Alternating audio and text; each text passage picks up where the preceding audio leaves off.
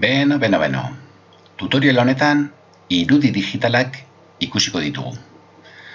Ikusiko dugu dauden irudi digital mota ezberdinak, bakoitzak dituen ezaugarriak, bai, eta irudi horiek moldatzeko, gure beharretara moldatzeko dauden aukerak, bai, programa ezberdinen bitartez.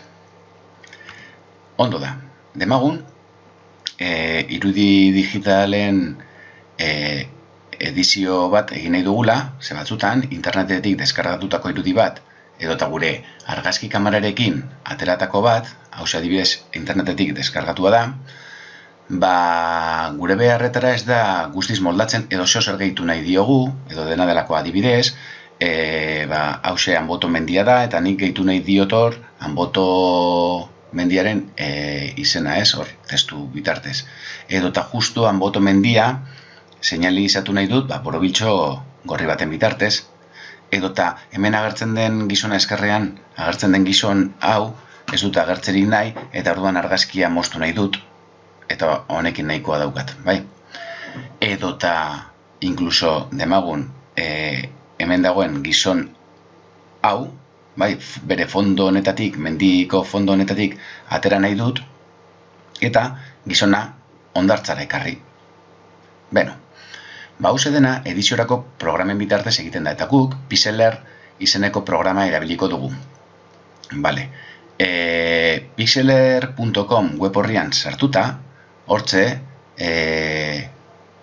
topatuko dugu gure programa. Bai, programa hau online funtzionatzen duen irudi editorea da. Hau da, ez dugu programarik deskargatu behar, baina noski internetera konektaturik egon behar dugu. Eta behin, gure irudia, editatu nahi dugun irudia programa honetara ekarriz, lehen ikusi ditugun gauza aldaketa guzti horrek eta gehiago egiteko aukera ematen digu programa honek. Baina hau, hurrengo tutorialen ikusiko dugu, zehazki nola erabiltzen den. Lehenago, hainbat kontzeptu argi eduki behar ditugu. Beraz, goazen apurka-apurka. Zer da irudi digital bat? Bitmapa edo raster irudi bat eta irudi vektorialak ikusiko ditugu. Hemen, ikusten ditugun bi irudi honek, berdinak ematen duten arren, eskerrekoa bitmapa bat da, eta eskumakoa vektore irudi bat, bai?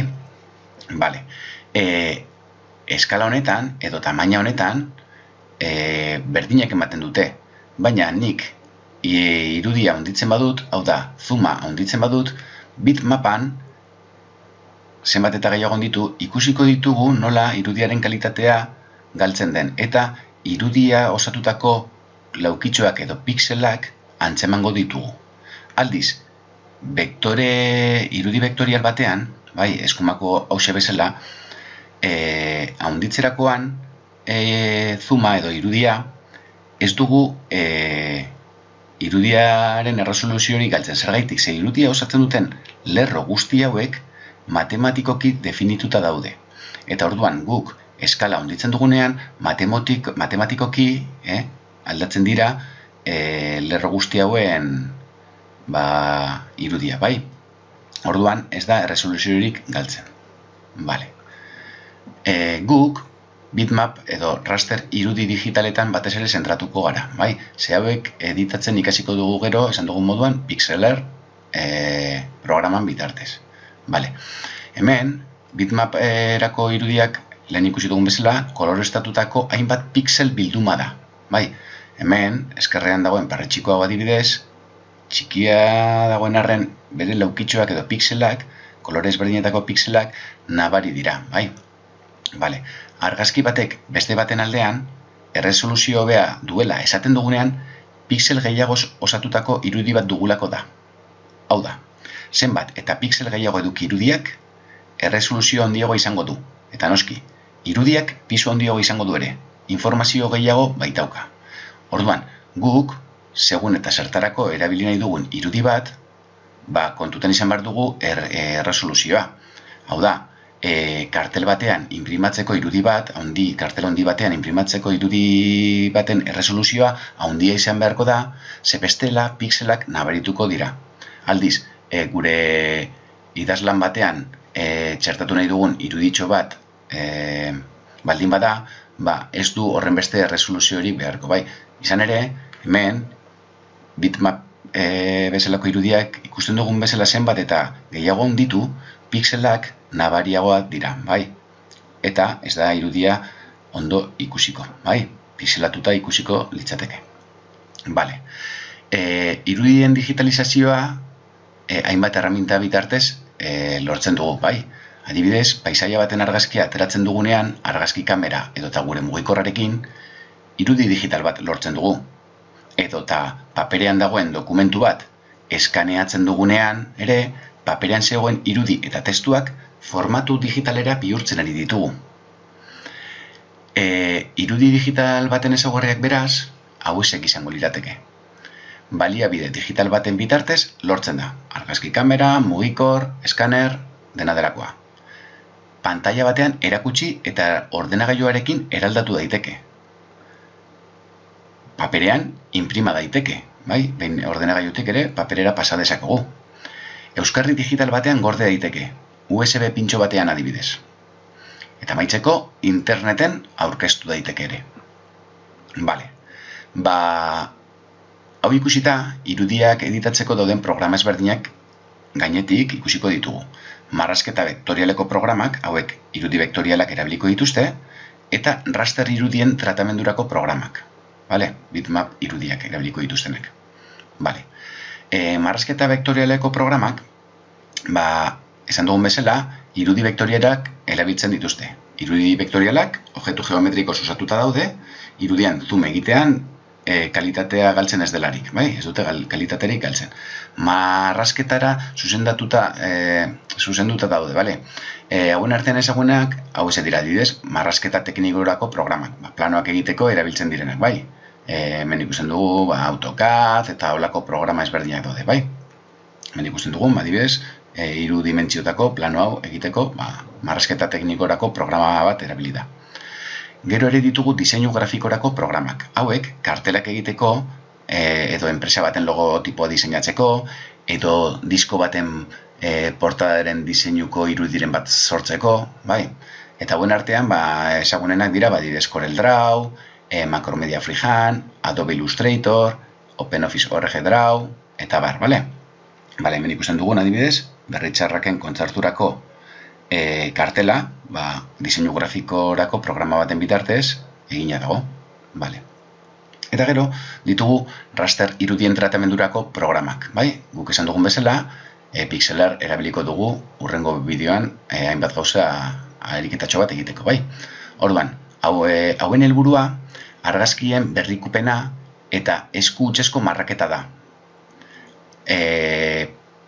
Hau da, argazkia, helen ikusi ditugun, aldaketa guzti horiek egitea argazkiari, zer gehitu, tamaina txikitu, handitu, moztu, eta bar, bai. Programa hauek bitmapa izeneko irudiak erabiltzen dituzte. Bitmapa irudiak, edo raster irudiak, kolorea duten puntu multzo handi batez osatu da daude, pixelak, bai, ikusi dugun moduan. Irudian, zoom egitean, puntuen matrizia ikus daiteke. Hau, gertatzen denean, pixela ikusten dugula esan ohi da. Argazki kamera batekin, ateratako irudia adibidez, bitmap motako irudia litzateke. Bitmap motako irudiak irudiak ikusteko software batekin zabal daitezke, bai? Halako irudien formatu ezberdina daude, bai? Hala nola BMP, GIF, JPG, PNG, eta TIFF, eta bar. Hauen ezaugarriak gero ikusiko ditugu. Eta irudien tratamendurako programa asko dago, bai? Guk erabiliko dugun adibidez, Pixeler, baina badaude Photoshop, GIMP, Macromedia Fireworks, eta bar, bale? Bale. Esan dugun bezala, irudi digitalek orduan formatu ezberdina dituzte, eta guk ezagunenak ikusiko ditugu jarraian. Bitmap edo raster irudiko formatuak adibidez, BMP da formatu honetako irudi bat, hauek Windowsen formatu estandarra da, bai? Kalitatezko formatu bat da, baina pisu askokoa, bai? Pisu asko daukate, bai? JPG. Hau interneten gehien erabiltzen den formatua da. Argazkiak konprimatzeko aukera ematen du, beraz ez dute hainbeste pisurik, baina kalitate galera bat gertatzen da konprimatzean. Bai? Bale. Gero GIF formatukoak. Vale, hau ere interneten oso erabilia den formatua da. Eta bere ezaugarri berezia da, grafiko animatuak gorde daitezkela formatu honetan. Mugimenduan, 3 segunduko mugimendu edo eukitzen duten iruditxo horiek adibidez GIF formatuan gordeta daude. Gero daukagu PNG formatua. Hauek ere, gero ez da gehiago erabilia dira interneten. Eta bere berezitasuna da, irudien fondoen transparentzia gordetzen dutela. Hau da, nik euki dezaket justo irudiaren silueta gordeta, bai, baina fondo hori gabe, bai. Adibidez lehen ikusi dugun gizona, bai, txertatu duanean hori PNG formatu batean zegoen, ez dauka karraturik inguruan edo paperek, bai, da bakarrik silueta, gordetzeko aukera ematen du. Gero daukagu Picte adibidez, hau da Mac plataformaren irudi formatua, edo PSD, Photoshop programaren irudi formatua, hau adibidez kapa ezberdinaz osatutako irudiak gordetzeko aukera ematen du. Kapa hauek edozein momentutan modifika daitezkelarik. Kapa horietan eukidezaket kapa batean testua, beste batean irudia, beste batean adibidez filtro bat, eta nik bakoitza bere aldetik, kapa bakoitza bere aldetik modifika dezaket, bai, ematen du aukera kapa ezberdinetan gordetzeko azkenan gure konposizioa, bai. Eta, esan dugu bezala, gero ditugu irudi vektorialak, diseinu grafiko edo marrazketa teknikoko programa bakoitzak bere formatua du, bai? Bale. Hauzi ikusita, hurrengo tutorialen ikusiko dugu Pixeler editorearen bitartez, ze gauza egin daitezken eta ariketatxo bat. Bale? Venga.